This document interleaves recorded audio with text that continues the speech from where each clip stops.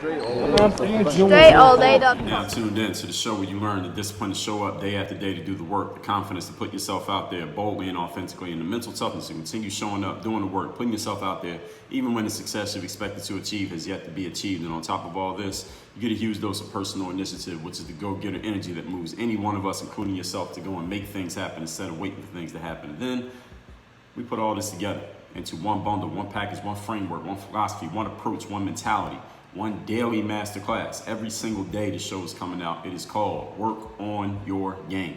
My name is Dre Baldwin, also known as Dre All Day, and welcome to the show. And today's topic is why you cannot afford to be a timid salesperson. You cannot afford to be a timid salesperson.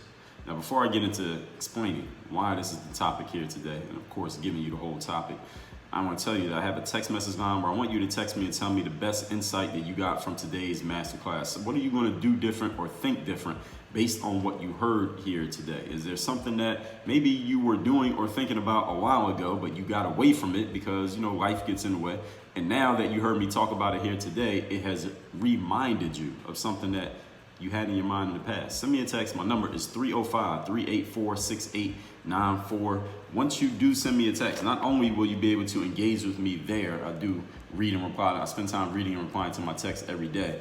You also will get my daily motivation text messages, which I send out every single morning to everybody who's in my texting community. So you want to get that daily motivation text just to stay mentally sharp, focused, on point. Even if you don't have a comment about today's episode, just send me a text, say hello, and you'll be in my texting community to get my daily motivation text every day. Again, 305-384-6894. Now, today's topic, why you can't afford to be a timid salesperson, this is actually a paraphrasing of a famous quote by the late, great Zig Ziglar. If you don't know who Zig is, you can look him up on your Spotify's or YouTube or Apple Music.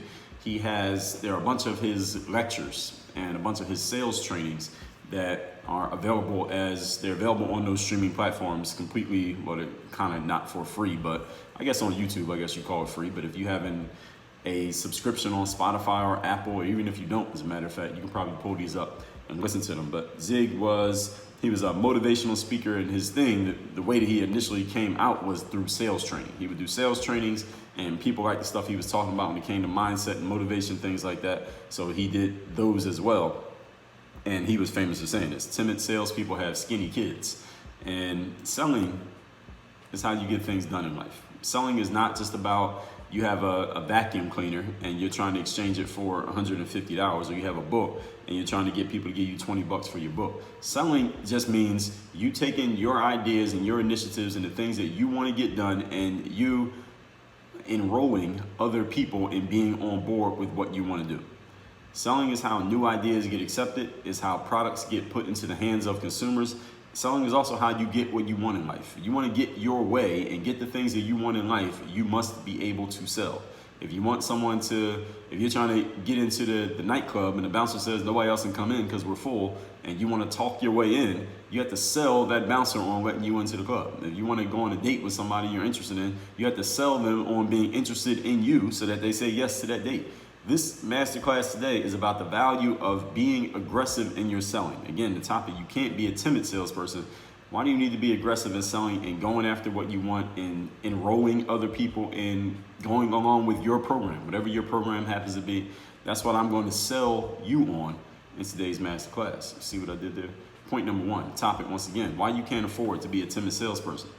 Number one, nobody on this planet is sitting around and waiting to execute your agenda, unless they happen to be on your payroll. All right, maybe those people are waiting around for you, but nobody else is.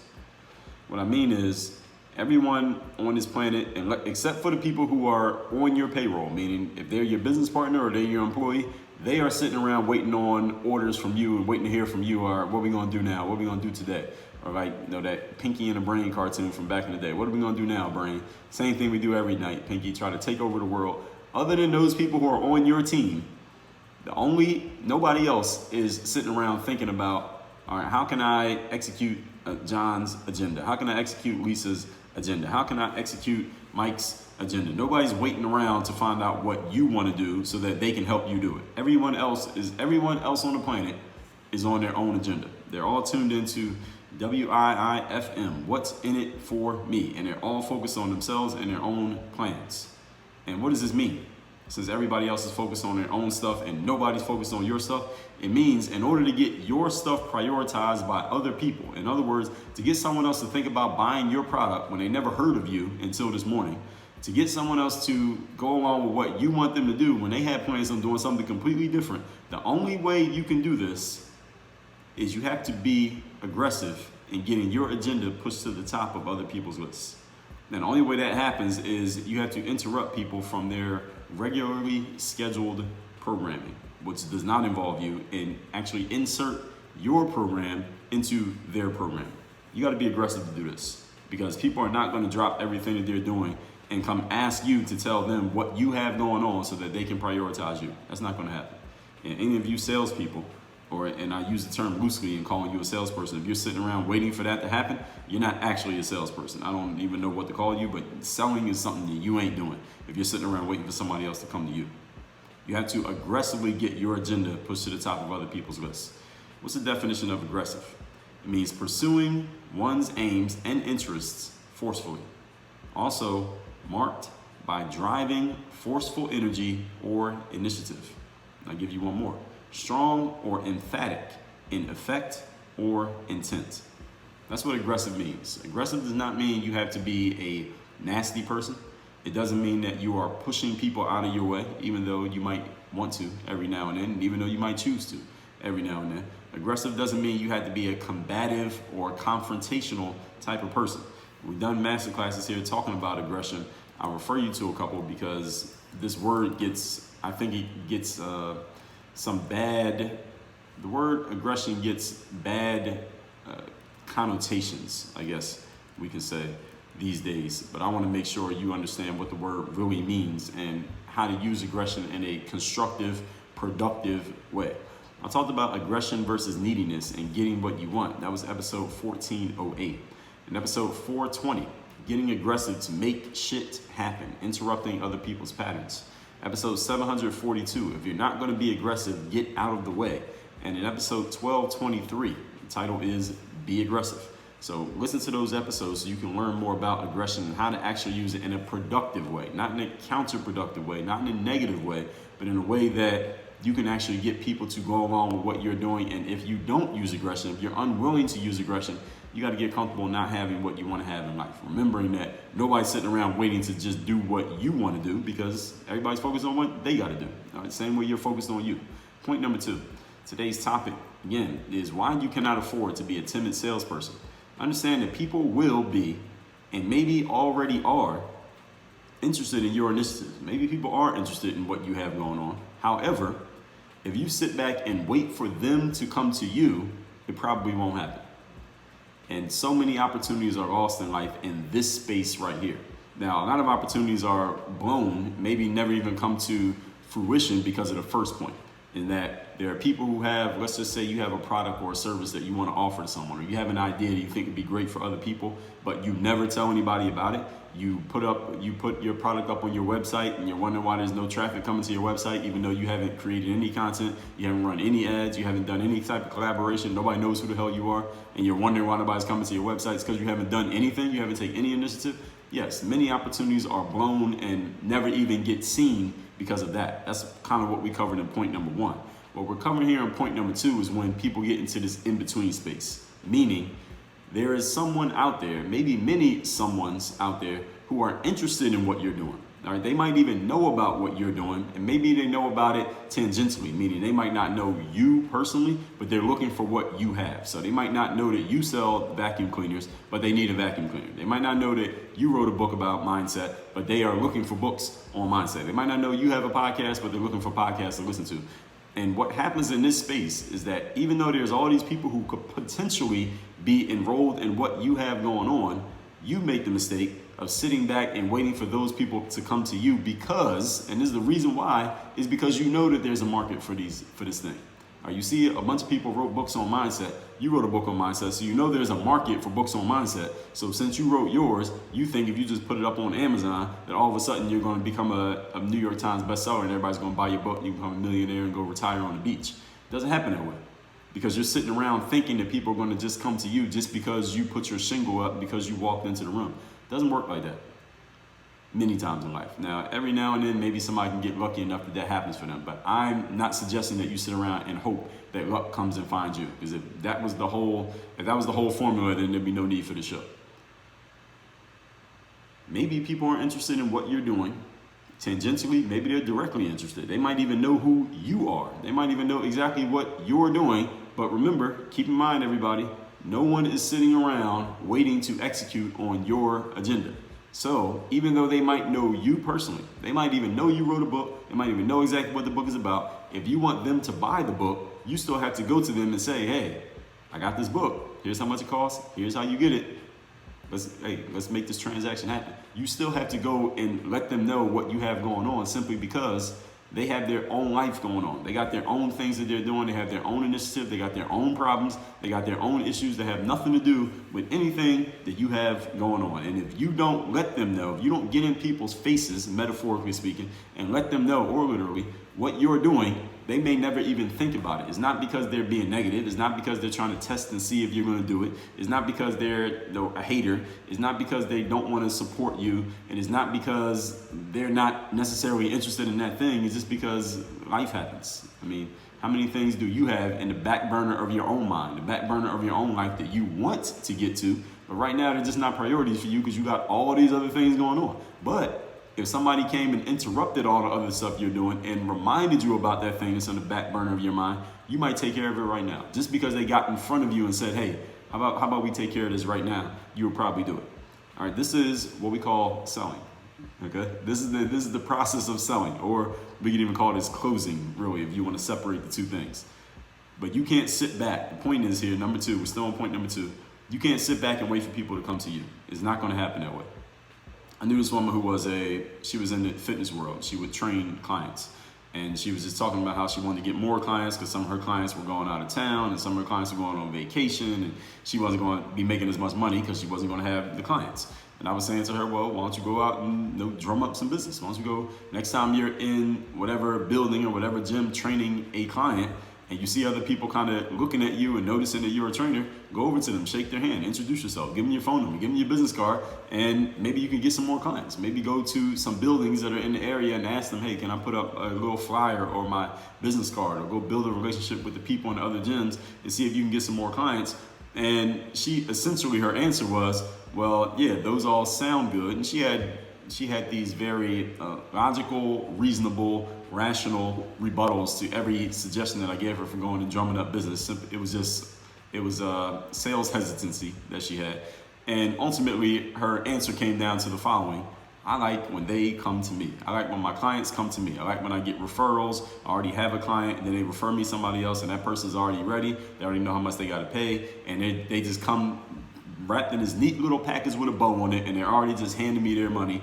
And she said, I like when all my clients come to me that way. Well, listen, no shit. Me too. I like when my clients come to me that way too. I would love if I could just write a book and put it up on my website, and the next day I'm getting emails from my web host that my website crashed because I just had so much traffic coming to it at once that it just couldn't even handle it, or that I'm getting some warnings from my payment processor that is so much money coming in that they had to flag my account because they didn't expect anybody to make that much money in one day. I wish it would all just happen like that every day forever. However, it usually doesn't.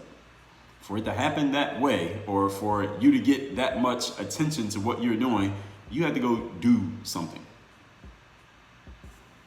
You can't sit around and hope or sit around and wait for other people to come to you. And I know many people whose businesses they do on referral, and they get a lot of referrals in their business, and maybe there's a period where the referrals are coming in heavy and you're so good that you don't even have to worry about doing anything else to draw people into your business. But what about the periods when the referrals aren't coming in? What about when the referrals dry up?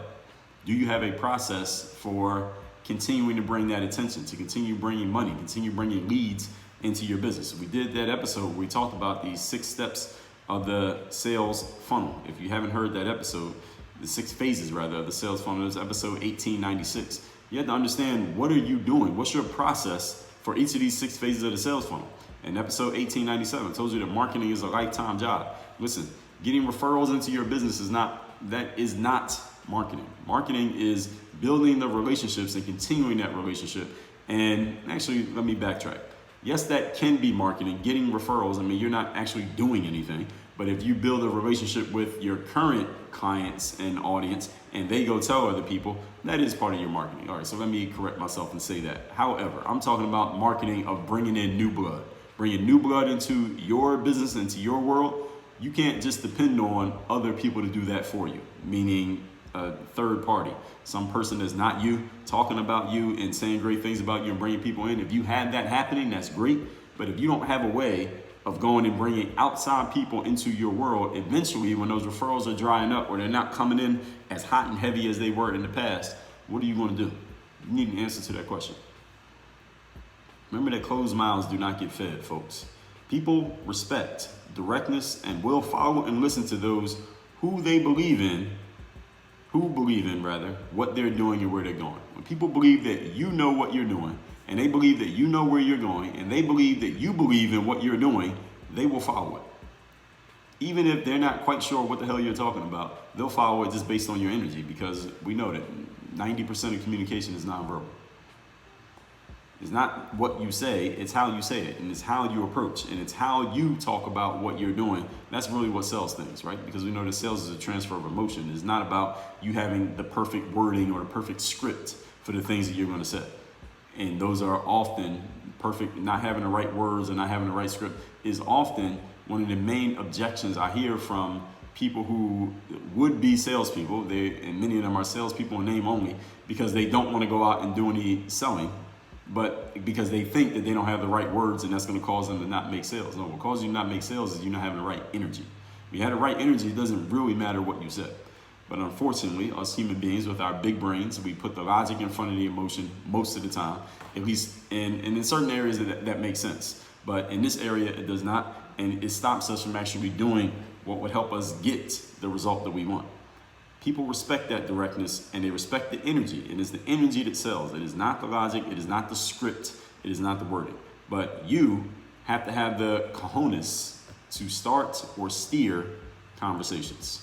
If you don't have the balls to start or steer the conversation, then the very people who you could possibly help could never be helped by you, because they just don't know you're there. I talked about having balls in episode 1796. 1796, get some balls. Ladies, let me ask a question.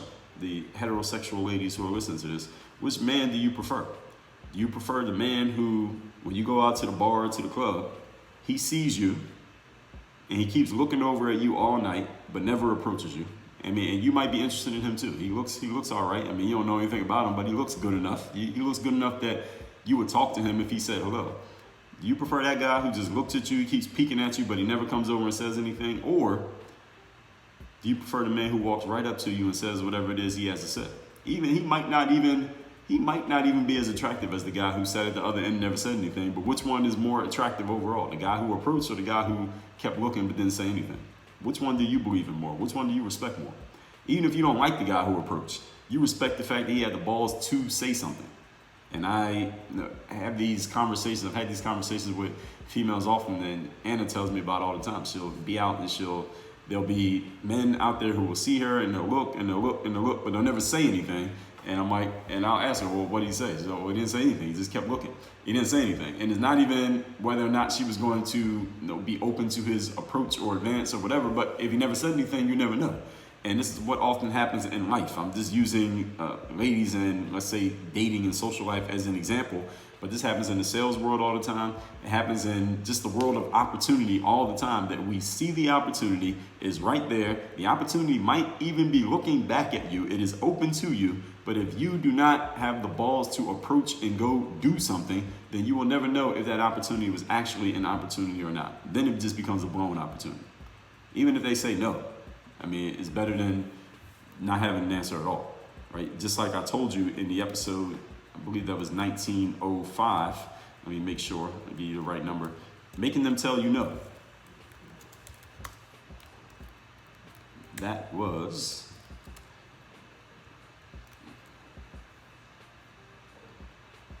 episode 1905. Make them tell you no. And what does that mean? Approach the situation. Approach the opportunity. See what happens. Maybe it'll be a yes, maybe it'll be a no, but if you never try, then you will never, K-N-O-W, you will never know. Now again, there are people who tell me they get the majority of their business, the majority of their opportunities by referral. In other words, people come to them. The opportunities just come to them. It's amazing when the opportunities are coming to us. I think we all know that and we all love it. However, don't let the fact that opportunity is coming to you right now, don't let that dull your ability to go out and make something out of nothing, because at some point, you're going to need to go do that. Referrals at some point are going to slow down, but when you're a type of person who can go make something out of nothing, you can survive in any season. If you can only win when the opportunities are coming to you, well, what are you going to do when the opportunities not coming to you? What are you going to do when the referrals are not coming in as quickly as they were before? And again, you're going to need to answer that question. Point number 3. Today's topic, once again, is why you can't afford to be a timid salesperson. Number 3, if what you have to offer is actually good and you know that it's good, people will appreciate you for being an aggressive salesperson. They'll appreciate you for being a forward, go in, make it happen, and create the conversation type of individual. They will be happy that you came to them and interrupted their programming with your programming. To sell anything effectively, everyone, you, the salesperson, you must be sold on whatever it is that you're offering. If you're a guy at the bar and you approach the girl, if you don't believe in yourself, the girl she'll already have read your lack of confidence before you even open your mouth, and you already blew the opportunity. If you're selling a vacuum cleaner and you don't believe in a vacuum cleaner, the person whose door you knocked on is not even going to let you come into the living room and give you a presentation, because they will read off of you not through your words, but through your energy. You don't even believe in the product. So of course they're not going to let you into their house. For you to get your program on someone else's agenda, you had to be sold on that program, because it's your energy that sells. It is not your words. When you are sold yourself, selling other people is easy. And being aggressive about selling is easy when you are sold on a product, because why wouldn't you interrupt me with the programming about what you're offering if you know that it's as good as you say it is? If you know that what you're offering is really great and you know it's going to help me, you don't have a problem interrupting me and telling me about it, because you know how good it is. Now, if you don't believe in it, then you might hesitate to tell me about it. Then you might give me a half-assed sales pitch that I'm going to completely ignore because I'm reading your energy that you don't believe in it. So why the hell would I even stop to think about what you're talking about? Trick question. I won't. Most communication, remember, is nonverbal. People can tell that you are sold, and they can tell when you're not sold. And when people can tell that you are sold, they get sold, regardless of the details of what you're offering. And this is a key point here. The details of what you're offering and the wording and it's saying the right thing in the right order and all that shit does not matter as much as we try to make it think, as much as we try to think that it matters. It does not matter that much. When you are sold on something, other people get sold because they get swept up in energy. Emotion trumps logic. It's hard for our conscious minds to accept this, again, because all of us with our big brains as human beings, and we all think we are so damn smart that we think that we just need to out-logic everybody that we come across in order for us to get our point across. But really, it's the energy that sells. The words, having the words down is great. Having a great script is great. You're a great copywriter and you have the perfect pitch, excellent. But understand it's your energy that sells. And often, just to be fair, when you know you have the right verbiage, it's easier to be more confident in what you're doing. So I'm not saying that the verbiage doesn't matter at all, because the verbiage can lead to more confidence. But even when you don't have the verbiage, if your confidence is at the right level, people buy into you anyway. You know, you could be saying some complete bullshit. People are gonna buy into you anyway. I mean, how many of you ever bought into something that was just a complete scam? You just bought into something and later on you realize, no, I completely wasted my money on that bullshit. And why'd you buy it? I mean, are you dumb? No, you didn't buy it because you were dumb. You bought it because the emotion of whoever sold it to you got you swept up in their energy, and that's how the sale was made. All right, so any of us who's ever bought some bullshit or wasted some money on a product that ended up being a complete piece of junk, or you just got caught up in some type of scam that was a waste of your time, a waste of your energy, and all of us have been victim of it. Why is that? Because an enthusiastic, aggressive salesperson sold it to you. So you can look at your own life as an example of how this works. We buy things all the time based on non-verbal cues, not on the words, but on the non-verbals. Because if we really logically thought about it, we never would have fell for that scam or wasted our money on that garbage product. But because we think we are so smart, it's hard for us to acknowledge this fact that our emotion overpowered our logical thinking conscious minds. Just tell other people, when you want to sell something to someone else, as long as you're sold on it, here's all you got to do. Tell them how you got sold on it. All right. You want them to believe in what you're offering. Tell other people why you believe in it. Why do you believe in it? How'd you get sold on this idea? How'd you come into this world that you're in? All you gotta do is tell them that story. And the more of them that you have, the better. You can just pick and choose as needed what story you want to tell, and people will buy into what you're doing.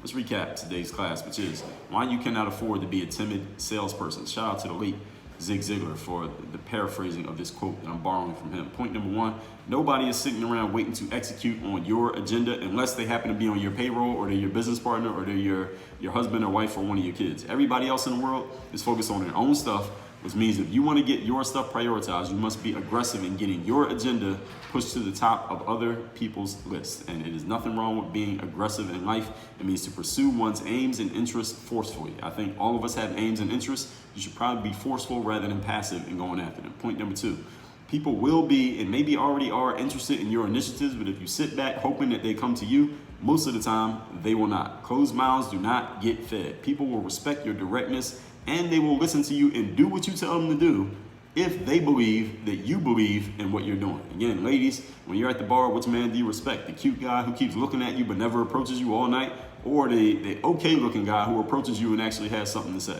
Even if you don't give him your number, you at least respect the fact that he approached you, even if you don't like the guy. Some people tell me that they get the majority of their business from referral, and that's amazing, but don't let the referrals dull your blade to the point that you can't go and make something happen when you want to. Point number three, if what you have to offer is actually good, people will be happy that you brought it to them, that you interrupted them to tell them about it. To sell anything effectively, you must be sold on your own stuff. When you are sold, selling is easy, and it's easy to be aggressive because you know how good your product is. All you got to do is tell people what got you sold, and they will get sold. Simple as that. Have as many of those stories as possible. All you got to do is tell stories, and you can sell as much or as little as you want of anything.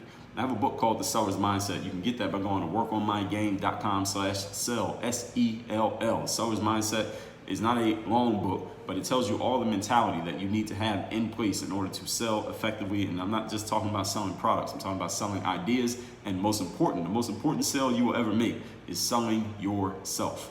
Also, my Sell Yourself course, which you can access inside of Work on Your Game University at workonyourgameuniversity.com. And two more things actually, matter of fact. One of those two is if you want some coaching, some direct coaching on how to sell, selling yourself, selling other people, and just getting yourself sold on whatever it is that you're doing so that you have the right confidence when you walk out into the world. You might be a good candidate for my 3rd Day Mastermind. It's the only place that I offer direct coaching. You can sign up for a call to talk to me on Zoom, and we can find out if I'm the right person to help you. My webpage where you can get on that call is at workonyourgameuniversity.com. Just click the button to join the mastermind, and we'll take you to a quick form, fill out the form, we'll schedule a call, and we'll go from there. And the last thing is send me a text. Tell me the best thing you got from today's class. My number is 305-384-6894. Work on your game. Dre all day.